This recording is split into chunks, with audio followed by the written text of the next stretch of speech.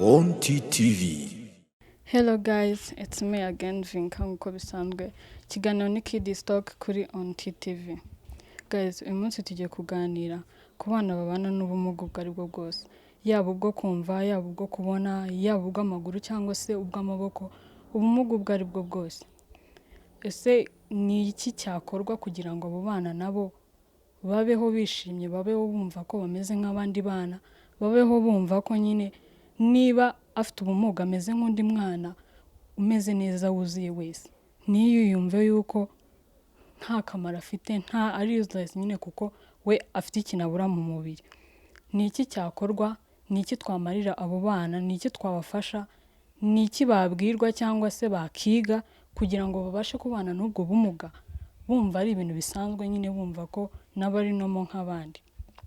Guys, hari abana benshi tuzi batabashije no kuvuka kubera wenda ikibazo cyabayeho, wenda bakibatwite, cyangwa se hari n'abaravutse ariko bakagera ku isi deja bakahita bapfa bitewe n'ubumuga bavukanye. Hari n'abariho ubu ngubu ariko nyine atabasha kwikorera buri kimwe cyose ashaka.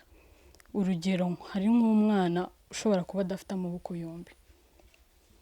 Biragoye ku mwana, biragoye kumva ko abona undi mwana ameze neza, abona undi mwana akora buri kimwe cyose ako kanya uko abitekereje, ariko we yajya kugikora agasaba support yo ku ruhande, agasaba ko nyine hari undi muntu uza kukimukorera. Hari ababuvukana bakabasha kwiga ukuntu nyine babukoresha cyangwa se ukuntu babana nabwo. Nk'uwo mwana nyine udafite amaboko akaba yabasha gukoresha amaguru cyangwa agakoresha ikindi kintu, akaba yafata ikintu nk'uko nawe abishaka. Ariko hari abana batabizi. Hari umwana uba abana n'ubwo bumuga atazi kubukoresha cyangwa se atazi ukuntu yabana nabwo.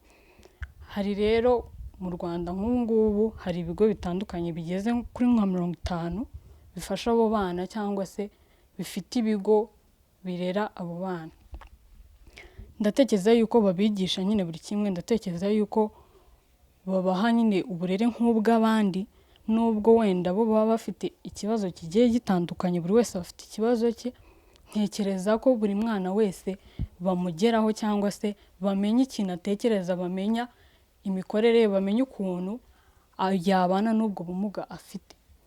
Ntekereza ko nabo ubwabo babumva ko babageza ku iterambere bashaka nk'abandi bana ukuntu baba bameze. Nabo bafite mind, nabo bafite ibitekerezo, baba bashaka kugera kure.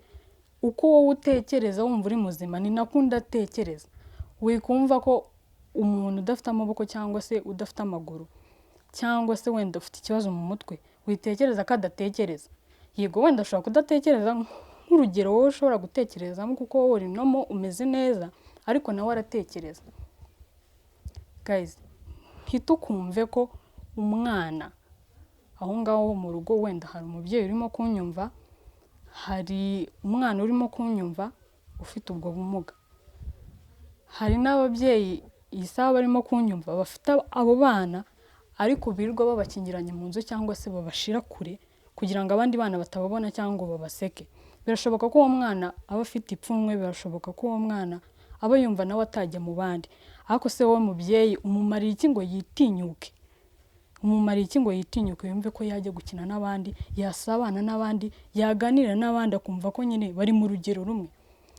Ntago ari we wahisemo kuvuka gutyo, ntago ari we wihitiyemo imibereho.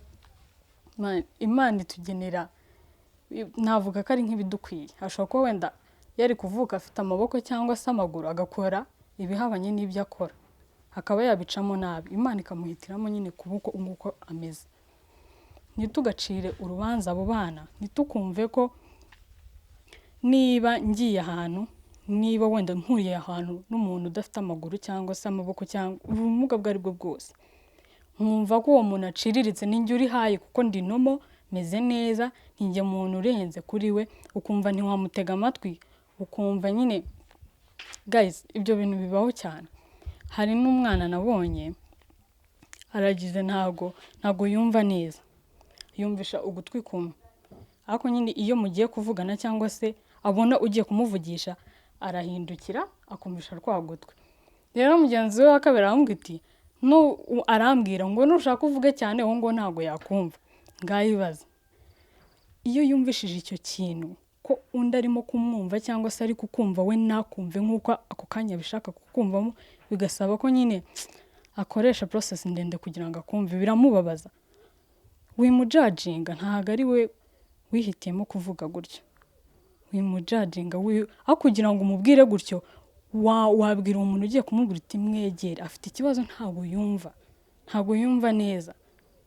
Wewe se ntabwo byagukomeretsa bakubwiye ngo ntabwo wumva. Uko wumva byagukomeretsa niko byakomeretsa n'uwo mwana.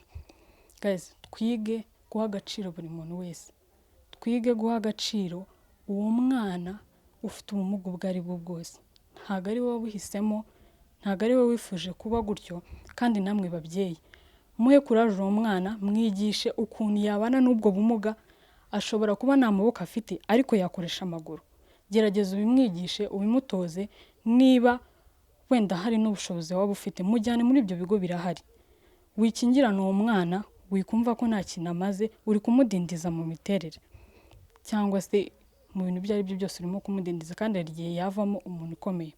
Guys, ikiganiro cyari icyo ngicyo, umwana ubana n'ubumuga.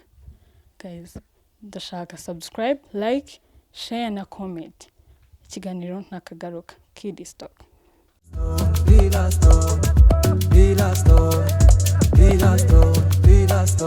On TTV.